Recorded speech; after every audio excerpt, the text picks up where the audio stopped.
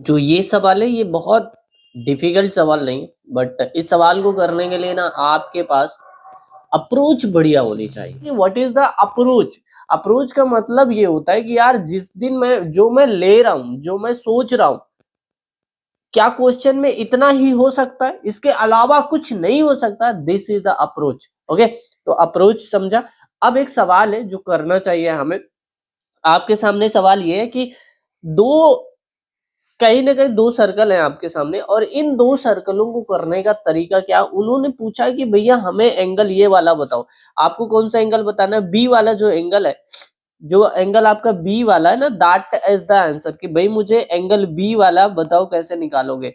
तो आपके पास एक क्वेश्चन आपके क्वेश्चन में दिया गया है कि सर बी ए और पी, बी ए पी मतलब जो आपके साथ है वो आपका बी ए पी एंगल दिया हुआ, दैट इज 40। अब सवाल ये है कि हम किसी भी ट्रायंगल के एंगल का पता करते हैं, तो दो एंगल यदि हमारे पास पता हो तो तीसरा हमें पता करने में आसानी होती है, बिकॉज कि तीनों एंगल का जो एडिशन होता है, मैं मानता हूं theta plus alpha plus beta की जब मैं बात करता हूं, दैट इज द एंगल, तो ये 180 होता है। ये बात आप सब जानते हैं। जब ये बात आप सब जानते हैं तो आपके पास पता चला कि मुझे किसी भी एंगल को निकालने के लिए मुझे दो एंगल का पता होना जरूरी है। अब एक यहाँ पे थ्योरम काम कर रहा है। थ्योरम क्या काम कर रहा है कि यदि कि दो दो सर्कल किसी बाहरी बिंदु पर टच कर रहे हैं, और वो एक लाइन जो है ये वाली, मैं एक सिंपल भाषा में आपको बताने की कोशिश कर रहा हूँ, देसी लैंग्वेज में।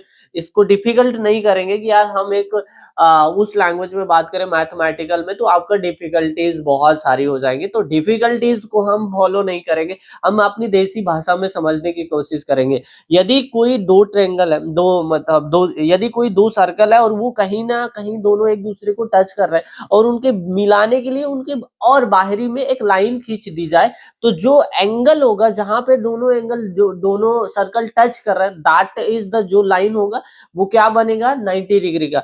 मेरे कहने का मतलब जो ये वाला एंगल है, ए पी बी वाला एंगल है, दैट इज 90 डिग्री। ये थ्योरम है, बाद में हम किसी क्लास में इन डिटेल पढ़ेंगे, बट इस क्वेश्चन को करने के लिए हम ये सोच सकते हैं कि भाई ए पी बी का जो पैरामीटर है, जो ए पी बी का एंगल आएगा वो दैट इज द ए, जो आएगा वो 90 डिग्री आएगा। A P B that is nothing but 90 degree, sorry 90 degree. ठीक है, अब हमारे पास क्या है कि भाई angle A P B plus angle B A B P plus angle P B A, ये बराबर 180 आ जाएगा। ये बात आप सबको पता है।